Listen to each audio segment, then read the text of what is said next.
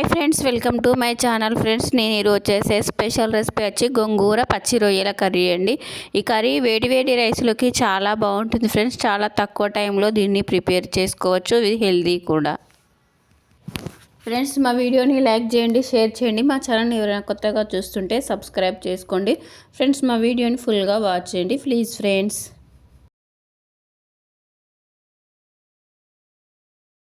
Friends, రొయ్యలను salt, నిమ్మరసం, పసుపు వేసుకొని వాష్ చేసుకోవడం వల్ల నీసు వాసన రాదండి.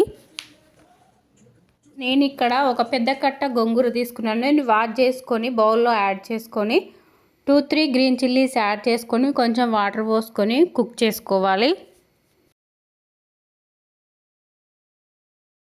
స్పూన్తో రుద్దుకుంటే మెత్తగా అయిపోతుంది ఫ్రెండ్స్.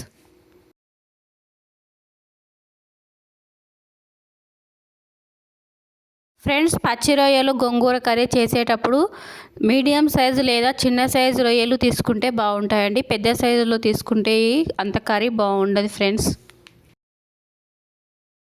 ఇలా స్పూన్తో బాగా మ్యాచ్ చేసుకుంటే చాలా మెత్తగా అయిపోతుంది ఫ్రెండ్స్ గోంగూర.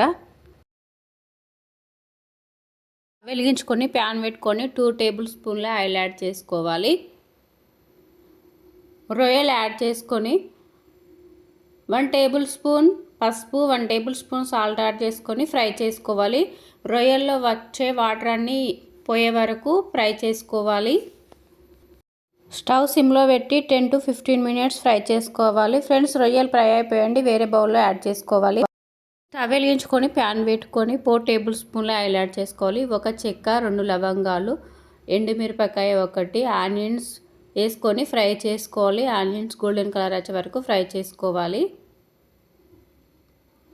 కరివేపాకు లీవ్స్ యాడ్ చేసుకోవాలి. 1 టేబుల్ స్పూన్ సాల్ట్ యాడ్ చేసుకోవాలి. 1 tablespoon ginger garlic paste add చేసుకొని బాగా ఫ్రై చేసుకోవాలి.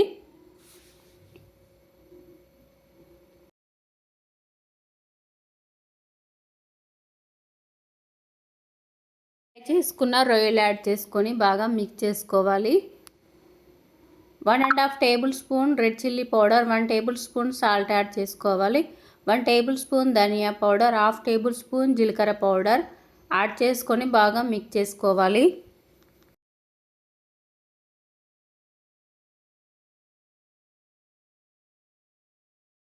సిమ్లో పెట్టి ఒక 2 మినిట్స్ ఫ్రై చేసుకోవాలి. ఇప్పుడు గోంగూరని యాడ్ చేసుకోవాలి, బాగా మిక్స్ చేసుకోవాలి.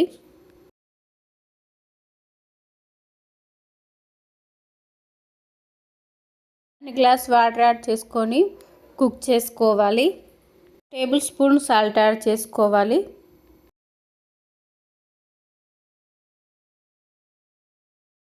సిక్స్ మినిట్స్ కుక్ చేసుకోవాలి. 1 table spoon garam masala add చేసుకోవాలి. కుక్ అయిపోయిందండి, ఆయిల్ అంతా పైకి వచ్చేస్తుంది. స్టవ్ ఆఫ్ చేసేసుకొని వేరే బౌల్లో సర్వ్ చేసుకోవాలి. టేస్టీ గోంగూర పచ్చి రొయ్యల కర్రీ రెడీ అయిపోయింది ఫ్రెండ్స్. ఇది వేడి వేడి రైస్లోకైనా చపాతీలోకైనా చాలా బాగుంటుంది ఫ్రెండ్స్.